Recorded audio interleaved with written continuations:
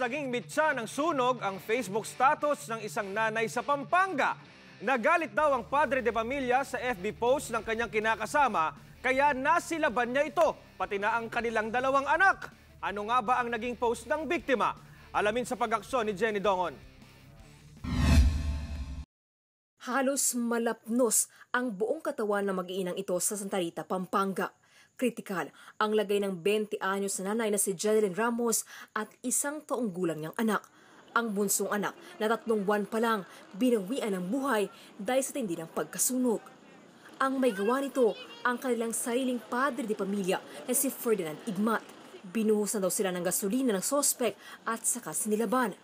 Ang punot dulo ng krimen, ang post na ito ni Jeneline sa Facebook account ni Ferdinand. Ginamit daw ng biktima ang account ng kinakasama at nag-post na mukha itong kabayo. Nagalit siya ngayon dahil siguro napahiya sa mga katrabaho. Umuwi.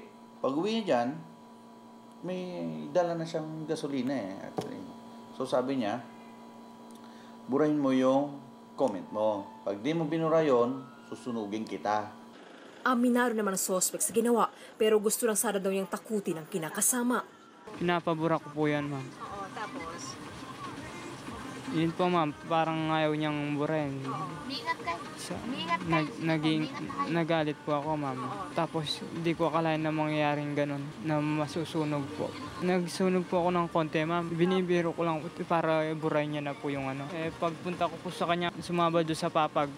Natalsikan po yung anak ko.